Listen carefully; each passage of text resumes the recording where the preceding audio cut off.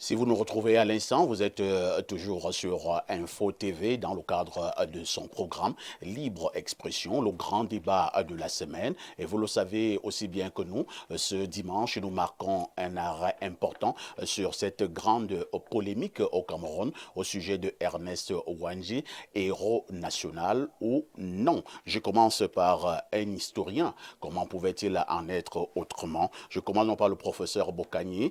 Professeur, lorsque nous parlons des luttes de libération au Cameroun et maintenant de ces nationalistes au Cameroun, quel est le regard profond que vous jetez sur les deux périodes, avant les indépendances et après les indépendances? Sur un plan historique strict, l'histoire regarde les temps et les ruptures en termes de série d'événements et en termes de signification que ces événements ont. Alors, la série des événements s'inscrit toujours dans un contexte. Et le contexte aide à comprendre les choix d'un certain nombre d'éléments qu'on va appeler les acteurs de l'histoire. Alors, ce sont les acteurs de l'histoire qui posent une série de gestes, une série d'attitudes, une série de comportements qui vont devenir la chaîne de l'histoire. Il n'est pas de l'intérêt ou de la vocation de l'histoire de consacrer ou l'héroïsme ou le banditisme. Elle constate la série d'actions que les gens ont posées, et elle leur donne des significations. Elle peut attribuer, l'histoire peut attribuer la portée de ces actions. Et l'histoire n'occulte rien. Ça veut dire que l'histoire peut comprendre les opinions mémorielles qui consacrent certaines personnes de façon négative et les opinions mémorielles qui attribuent un caractère positif aux mêmes personnes. Vous voulez dire que l'histoire est têtue? Absolument. Elle est entêtée. Elle suit une ligne méthodique dans laquelle il s'agit aux gens de comprendre que l'histoire n'est pas la mémoire. Elle est la sélection des faits de la mémoire, leur réarrangement et leur exposition en termes de signification. Donc pour nous les historiens, un personnage comme M. Ernest Ouandji est un acteur. Nous dirons que c'est un acteur de l'histoire. Les connotations enjolivantes ou péjoratives qu'on lui attribuerait ne sont plus du domaine de l'histoire. Merci. Passons la parole donc au professeur Jean Baebek qui veut absolument prendre la parole depuis un certain temps pour dire ce qu'il est venu dire sur ce plateau ce matin en sa qualité d'homme politique mais également du pessiste. Professeur Baebek, Elimbi Lobé sur ce plateau a estimé que Ouandji était un grand bandit et à cette époque il a donné 2 ou 3 raisons. Entre-temps, au niveau de la toile, au niveau des médias et partout ailleurs, cette déclaration a fait et continue à faire couler beaucoup d'encre et de salive. Certains qui ont estimé que la mémoire de ce grand nationaliste Ouandji a été traînée dans la boue, surtout qu'il s'appuyait également sur un décret présidentiel, celui du chef de l'État du Cameroun, son Excellence Paul Biya. Maintenant, d'autres qui sont revenus avec un certain nombre d'arguments pour dire que Elimbi Lobé, dans cette posture-là, avait totalement raison. Je vous passe la parole ce matin pour nous dire, selon vous, ce qui en est exactement. C'est la première des 4 questions que nous, on a fixé dans ce débat-là. La question de que pourquoi certains Camerounais peuvent-ils penser que Ernest Ouandji est un bandit et a posé des actes de banditisme?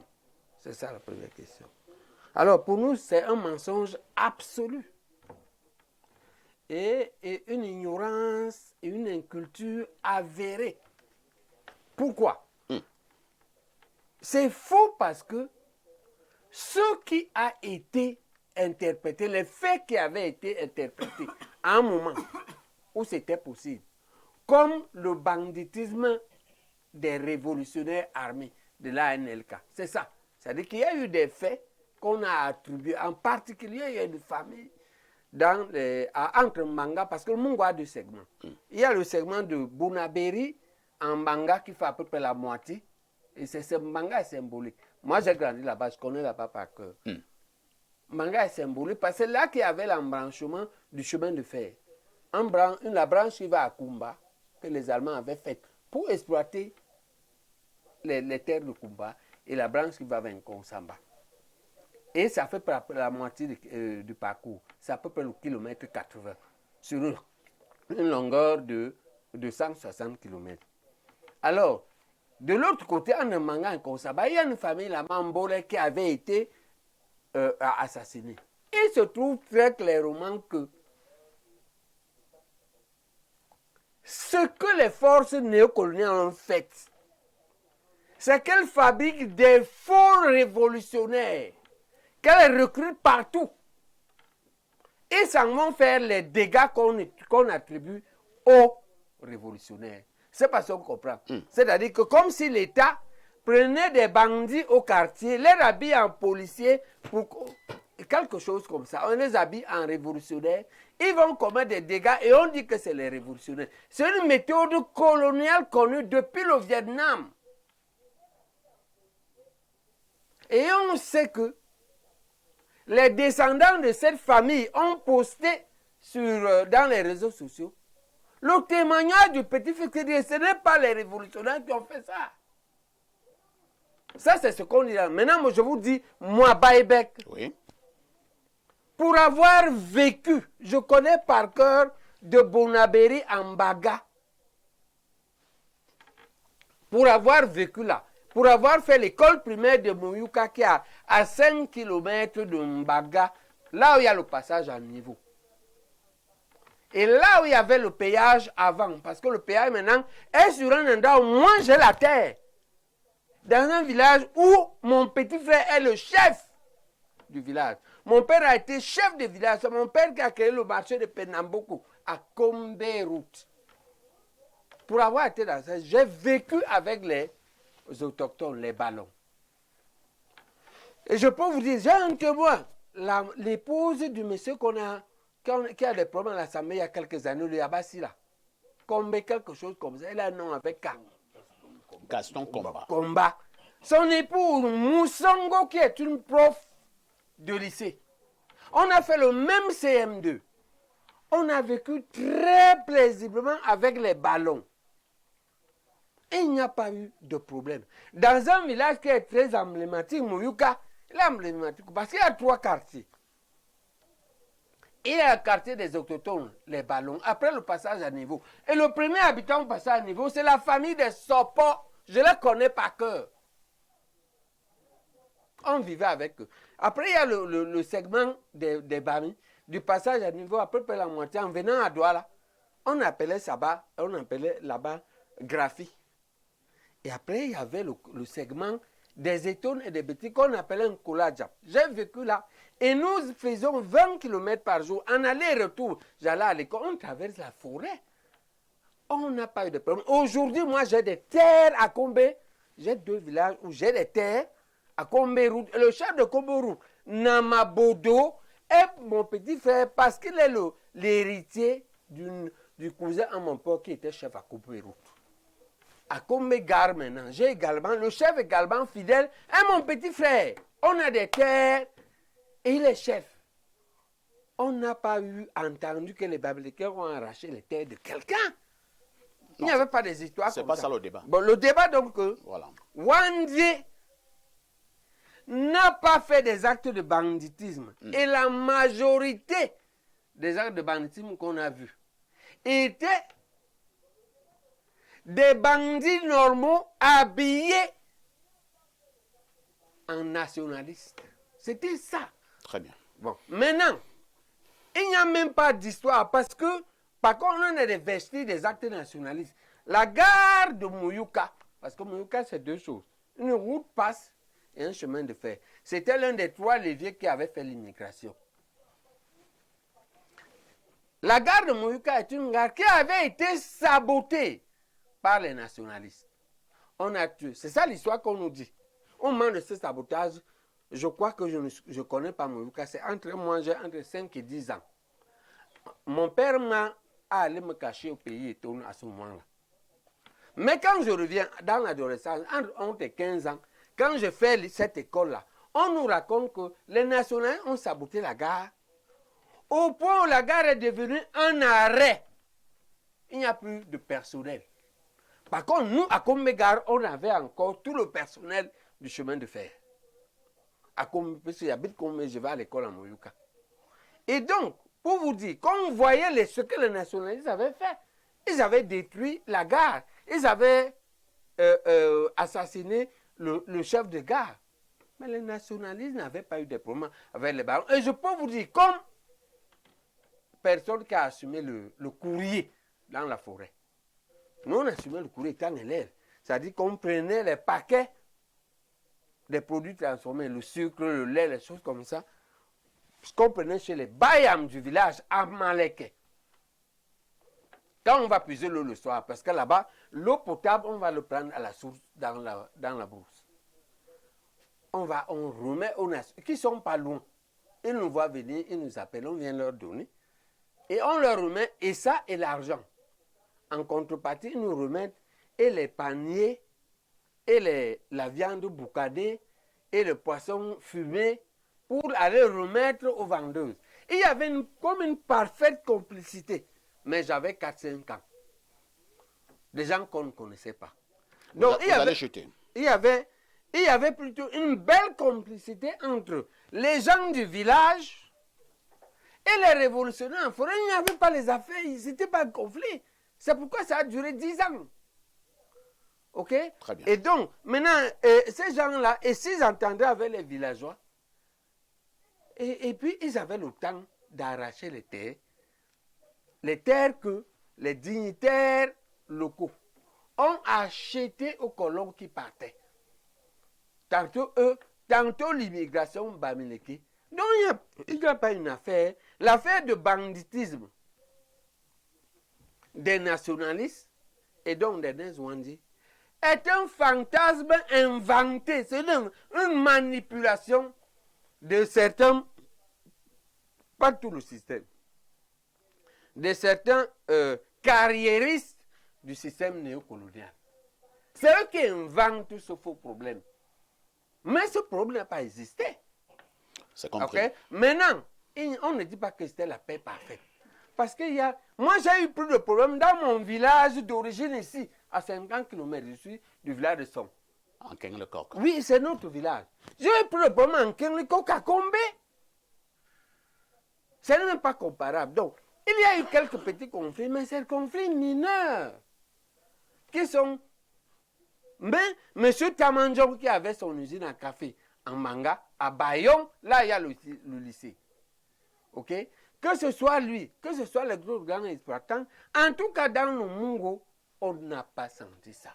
Je suis encore rentré là-bas récemment parce que je suis un témoin vivant. Je suis rentré là-bas récemment. C'est ma petite entreprise qui a reconstruit le bloc opératoire à l'hôpital Ndjobé. Pendant 3 ans, j'ai été là-bas. En tant que chef d'entreprise, j'y ai été à peu près une fois par mois. J'ai même vu la case, la maison reconstruite de ma maîtresse du cours élémentaire de Madame Mokenge. Et c'est là qu'on m'a dit que j'ai félicité Komba. C'est vrai, tu as fait ce que nous devions faire. C'est ma maman. Très bien. Donc, je connais là-bas parce que ce problème, eux, ils parlaient de ce qu'ils ont lu. Je parle de ce que j'ai vécu, que je vis encore. C'est compris. J'ai été jusqu'à Ndjombe. Très bien. Merci, professeur Baebek, qui insiste donc avec les arguments qui sont les siens, que Ernest Ouandjé n'a jamais été un bandit, qu'à un moment donné, ce ne sont que des fantasmes de certains qui ont inventé. Des inventions de manipulation. Très bien. Ils veulent manipuler l'opinion. C'est En réalité, ils sont battus en concurrence politique du groupe de l'Ouest qui a immigré là-bas, qui est devenu plus ou moins majoritaire. C'est compris, professeur. Je vais me retourner directement vers Elimbi Lobé. Elimbi Lobé, première préoccupation. Vous insistez que Ernest Ouandjé a été un grand bandit? Oui, bien sûr.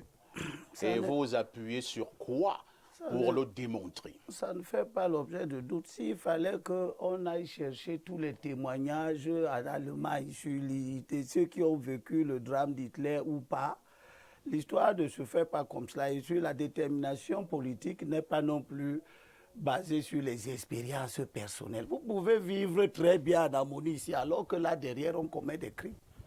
Donc faire une émission sur les expériences que M. Baebek a vécues, je suis désolé, ça n'a aucune portée intellectuelle et politique. Ça n'a aucune portée intellectuelle et politique. Les écrits qui restent, si Baebek disparaît, s'il n'y avait pas cette télévision, il n'irait nulle part nous dire comment sa maîtresse d'école primaire a été ici ou là. L'Allemand, le Sud-Africain qui veut connaître l'histoire, il ne va pas venir consulter les témoignages de M. Baebek. Il va consulter les archives. C'est tel que nous laissons aux générations à venir. Sauf à construire toute sa démarche politique sur l'idée que les autres sont des menteurs, c'est nous qui disons la vérité. J'ai ici une lettre. On ne doit pas la lire entièrement, elle est longue. Ce sont les populations de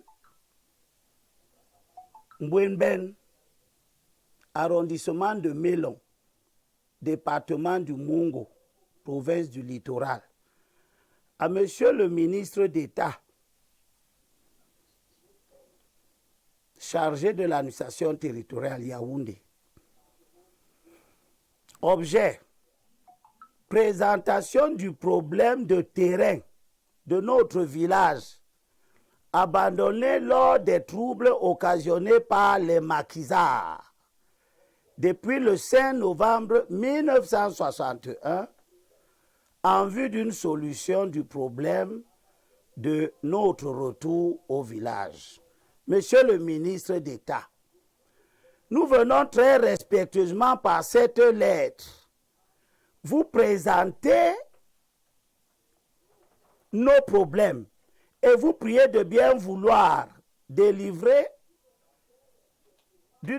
délivrer d'une longue souffrance que nous connaissons depuis 20 ans. En août 1961, les maquisards pillent Bouedoum. Je ne sais pas, le professeur Baebek connaît Mbanga seulement. Il connaît aussi de Mbanga jusqu'à Mélon. Bouedoum, c'est à Mélon. Les maquisards pillent Bouedoum, entraînant avec eux bétail, volailles, vêtements, argent collecté par le chef, entre parenthèses, impôts, et tout ce qui pouvait transporter. Le 5 novembre 1961 commencent les assassinats. Il tue un notable du village en trouant ses yeux et en lui coupant les oreilles. D'autres paysans connurent le même sort, etc. Ça c'est une correspondance des populations. Mais bien après, les populations d'où? De Bouedoum. Bouedoum dans l'arrondissement de Mélon. Mélon, c'est un peu avant Konsamba. Nous sommes en 1961. Comment tu peux dire que Mélon, c'est avant Konsamba? Quand tu viens de Douala, tu arrives en Konsamba et puis tu arrives à Mélon. Mélon, c'est la frontière avec l'Ouest. Non, lui partant de l'Ouest. Mais pourquoi il part partant de l'Ouest? Moi, je vous dis, non, ne nous éloignons pas. Voilà. La lettre date de quelle année? La lettre date de 60. Non, la lettre ci date de 72 parce qu'elle s'adresse au ministre d'État en charge de l'administration territoriale. J'ai la correspondance ici. Pour vous, c'est une première pièce à conviction. Attends, c'est août 1961. Et vous parlez, les populations racontent les choses passées en 61. J'ai compris. Nous allons évoluer. La période. Nous disons 61. Qu'est-ce que ça change dans ce cas? Si, ça change. Parce qu'il y a une période. Tu as commencé. Tu as parlé tout à l'heure. Tout le monde t'a écouté. Mais ne manque pas. Une Non, période tu as où parlé il y a une tout à période l'heure, où tout on le a- monde Ne t'a nous coupons pas. écouté. La règle du jeu, parfois, a dit qu'on ne se coupe pas. Professeur, vous aurez encore votre temps de parler tout à l'heure. Moi, je vais aller de manière crescendo. Voilà votre première pièce. Toujours pour Deuxième démontrer. pièce. Deuxième pièce, vous avez quoi? La lettre, c'est un arrêté Oui. du ministre de l'administration territoriale, Aïssim Vondo. En 72, Wandji est tué. Il est tué en 71. Oui, le 15 janvier. Et nous entrons là dans la pacification. Et le ministre donne des injonctions. Voici ce que le ministre dit. Je vous laisse, je fais l'économie du chapeau. Arrête. Article 1er. Suite aux événements malheureux des années 60 à 70, où certains compatriotes sans foi ni loi ont incendié les villages, assassiné les populations autochtones et les exploitants forestiers européens dans l'ensemble de la République fédérale du Cameroun, ayant pour objectif de s'accaparer des terres et autres biens, en particulier dans le Mungo. Il est strictement interdit dans les prochains jours de délivrer des titres fonciers aux non-autochtones sans présentation d'une convention administrative ou coutumière. Ici, l'administration camerounaise, que Baïbek n'aime pas et qu'il ne respecte donc pas, dit ce qu'elle est en train de faire. Elle est en train de dire que les autochtones ont été victimes. Elle est en train de dire qu'il y a eu une mécanique d'accaparement de leurs terres. Et elle dit de ne pas reconnaître à tous ceux qui ne sont pas autochtones, mais qui se présenteraient comme des propriétaires terriens, des droits de propriété, parce que ce sont des terres qui ont été arrachées aux autochtones. C'est un ministre d'État qui parle. J'appartiens à l'école. Baïbek nous disait tout à l'heure qu'il appartient à l'école qui veut que, ou qui accepte qu'on peut accéder par n'importe quel moyen. Donc je peux tuer Aïssi, je peux tuer Bokanye, je peux tuer tout le monde, parce que je veux le bien. Ça, c'est une école. Mais c'est l'école du nazisme. C'est l'école d'autres dérives politiques qu'on a connues dans le monde. Moi, j'appartiens à l'école inverse. Vous allez chuter. Qui veut que les actes politiques doivent être assis sur des principes intangibles, immuables, qui garantissent l'élévation des esprits. Et l'un de ces principes, c'est que la dérogation aux lois et règlements ne peut pas justifier le bien. C'est-à-dire que vous ne pouvez pas faire croire aux gens que vous avez vécu à Mbanga, tout était paisible, et le ministre de la République qui dit qu'il y avait des tueries, lui, il est un menteur. La preuve, c'est que quand Aïssim Vondo écrit ça, en 72, Baïbek qui est, on a le même âge. On a quel âge? Et Baïbek veut nous faire croire que Aïssim Vondo, qui est ministre d'État à ce moment, est un idiot. C'est lui qui peut nous raconter la vérité de l'histoire. Voilà le type de posture totalitaire qui fonde les comportements excessifs que nous voyons aujourd'hui dans la scène politique. Très bien, c'est compris. Alors, on va passer... Et j'ai encore d'autres documents. Non, on a compris. On reviendra à vous tout à l'heure. Gardez vos documents. On a d'abord passé la parole à dessein à l'historien sur le plateau, le professeur Bokanye, qui était là pour planter le décor. Par la suite, j'ai voulu passer la parole à un UPCiste qui est le professeur Jean Baïbek, qui a bien évidemment dit que Wandji n'avait pas été un bandit avec ses arguments. Nous avons également suivi tout à l'heure Elimbi Lobé, qui persiste que Wandji était un bandit, et il a également énuméré un certain nombre d'éléments. Nous avons deux... Je n'ai pas dit qu'il n'y a pas de fait d'arrachement des terres ou de tuerie. J'ai reconnu ces faits. Oui. Lui, il dit que c'était le nationalisme. Moi, je dis que non. C'est des bandits habillés en nationalisme pas le système néocolonial qui a truqué l'indépendance. Vous l'avez dit tout à l'heure. C'est ça le débat. Le vrai problème, c'est que l'historien nous aide. Il faut bien poser le problème. Ouais.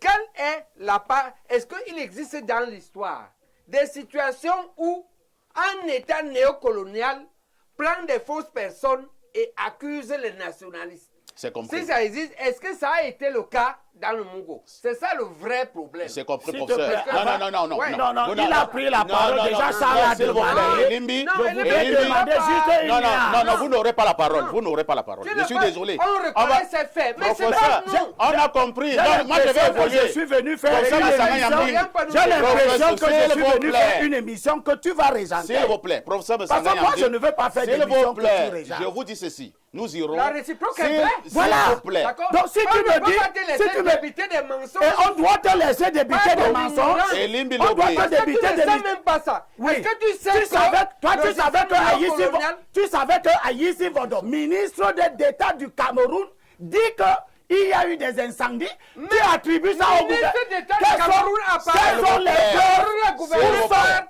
Nous avons signé un C'est ça accord que la ici. France écrit ici. Balébek, où sont les preuves que c'est l'État du Professeur Cameroun Baïkama, qui tue ses Elie propres Milona vous a citoyens? compris. On vous a compris. Professeur Il faut Massama arrêter Yamdi. ça. C'est monsieur le professeur Massama Yamdi qui aura la parole. J'ai dit ceci. C'est Un historien. Non. Mais je t'ai dit Je que tu passe veux la régenter parole le plateau. au professeur Mais Massama là, Yamdi. l'historien. Non, je n'ai jamais dit que je donnais la parole à l'historien. L'historien a déjà parlé.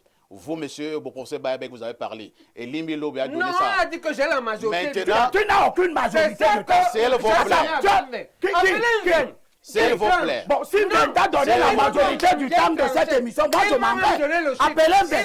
Si t'as donné la majorité, c'est moi. Il S'il te vous plaît. donne la majorité, c'est toi, Wadje. S'il vous plaît, C'est ne toi, Wadje. gâtez pas ce débat. Ne C'est toi, gâtez Wadje. pas Je ce débat. l'assume. Et alors? D'accord. Et moi, Non, j'assume logique. qu'il était. Après, Moi, j'assume l'état de Professeur Cameroun. Baebek. Moi, j'assume l'état de Elie Cameroun. Lobé, c'est moi. on vous a suivi. Mais tu n'as pas de J'assume majorité. ça. Nous avons deux Tu politologues n'as sur aucune ce plateau majorité qui de n'ont ta pas encore part. parlé. Contrat avec moi, sinon je S'il ne vous venais pas. plaît. Oui, il fallait ne Si pas. tu viens ici, si S'il m'avait dit qu'il te donne une majorité de Est-ce temps, que moi vous je pouvez ne venais calmer? pas. néocolonial, Moi je on ne ne peut venais pas.